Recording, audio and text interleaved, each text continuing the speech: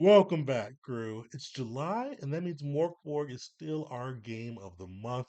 And we're doing it a bit out of order, but today we're going to show you how to play the Mork Borg system, going over how to resolve tests and checks within the game, how to handle combat, dying, pretty much everything you need to know to bring this system to your table and have a blast with it.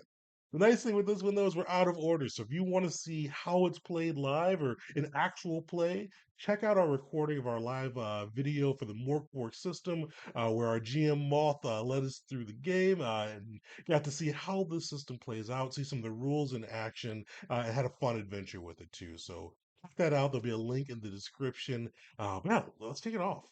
First thing I'll say with this is Mork Borg is an OSR style game. Big thing with that is it's going to be a little more simple with the rules, especially if you're coming from a D&D, a Pathfinder, some of the ones that are a little bit more rules complex. The OSRs kind of strip the rules down to kind of like their base levels. So you can still get the fantasy that you're looking for, but the play is quick. Building a character is quick. It's easy to pick up and learn. It's one of those where I've heard it described. It was described in one of our videos too, that it's a kind of a more of what you could do with what's on the kind of interact with the world, utilizing what's on the sheet, but not relying upon it like some other games can. Uh, Morkborg fits that to a T. So it's one that we can kind of go through the core rules pretty simply or pretty quickly, but definitely one that has some depth to it as well. And especially too, we're only hitting Morkborg, but there's like a whole bunch of other Borgs from the Cyborg, Pirate Borg, and many others. So it's one that's very easy to kind of find different alternatives, especially if you wanted a different flavor for it versus the post-apocalyptic vibes you get from Mork Borg. But let's dive into it. So we're gonna first start with like the biggest piece of a system. We're going to go over how to handle checks for the Mork Borg system. So we're going to take a look at that and show you kind of how to handle that and what pieces to pay attention to. So if you saw our character creation video, you saw how we generated our attributes, but on the same page, it's going to touch on how to handle the test. So, Morkborg is a D20 system. It's a D20 system too, where you roll above the target number or the difficulty rating, as they say. So, with this, anytime you make a check, it's going to be a D20 plus the attribute it's associated to. So, that's either going to be strength, presence, agility, or toughness. Fairly simple on that side, and usually it's going to be kind of between a +3 or a -3 that you're going to have for the bonuses. Or if you watched our actual play, me and the other guy had pretty much zeros or -1s. I think we each had one good stat though. So you get to see that one of the nice things with the system too is a typical DR is going to be 12. You'll see on the difficulty rating over there, it breaks out kind of how the game master should alter those difficulties from something so simple that people will laugh at you for failing to should not be possible unless luck really favors you. But typically, you're going to most of the DRs, whether it be for kind of adventuring or even in combat, which we'll see how those DRs play in.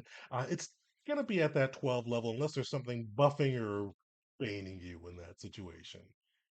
So is it fairly straightforward? That's the core loop of the system. We're going to show you too kind of how that plays into some of the other aspects, starting with violence, as they say, as we get into the combat. Biggest first thing to keep in mind is they well, there's two ways you can do initiative. One's a little bit different than you're probably used to expecting. I think we did this both times we had combat in our actual play. With this, either you're the game master or one of the players rolls a d6. Low, 1 through 3, the enemies go first. High, 4 through 6, the players go first. And with that, so the enemies kind of go and they kind of take their turns. They go first to kind of attack or do whatever they're going to do for the players. We'll get into how that's resolved in a second. And on the other side, the players can kind of go inside who wants to go first and then kind of execute their actions.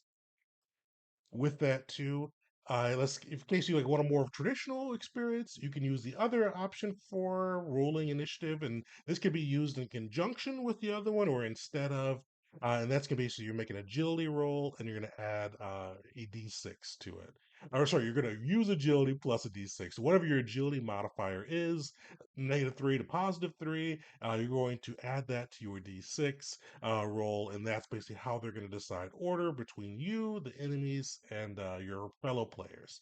But you could even do it in case you wanted to keep that initial d6 roll to see if enemies go first or players go first, decide which enemies go first or which players go first in that order too, in case you wanted to keep it in that style as well. But let's get into the next big pieces. So the one of the core differences with this system compared to a lot of others is the game master typically, unless they're rolling skills for one of their NPCs or test, I should say, for their NPCs, won't really be rolling dice, especially in combat, because in combat the player rolls for both attack and defense. So for attack, if you're doing a melee or ranged, you're going to be rolling either for melee a strength roll, for ranged a presence roll. So I know a lot of people kind of default that to agility in their head. Make sure you keep that in mind that it will be presence for your ranged attacks. And then if the creature or whoever you're fighting decides to make an attack against you, the player will still roll, except they will roll agility. The big thing for all three of these rolls is you have to beat a DR12. So meet it or beat it, I should say. So if you're rolling defense, if you beat it, the enemy fails to hit you. If you're rolling attack, if you beat it, you hit the enemy. Fairly straightforward on that side. For spell casting as well, they don't have it on this screen, but you also make a presence roll and you have to beat a DR12, where there are consequences if you do fail the spell, versus certain taking damage if you fail. So, pretty straightforward on that side. Game Master doesn't roll. Players roll for attack and defense. DR12 is your set limit. Unless, as I said, there's something out of the norm that the Game Master says is buffing or hindering you on that side. And just to keep in mind, this is true for the targets, regardless of the enemy you're fighting. So the enemy's defenses typically won't come up unless the Game Master has something special planned. So let's get into what crits do on the side. So it's a D20 system, so you know they have to have something fun for a nat 20. So if you're attacking, you get to times your damage by two, which this system, usually things don't have a ton of HP, so that extra damage can really come in handy. And if you're defending, if you get that nat 20, you get to do a free attack, which is really cool. So you get to kind of dodge whatever they're doing, get a free attack off, get some extra damage in. Now, this system does have official fumble rules. So something to keep in mind, it's OSR, a little bit more punishing.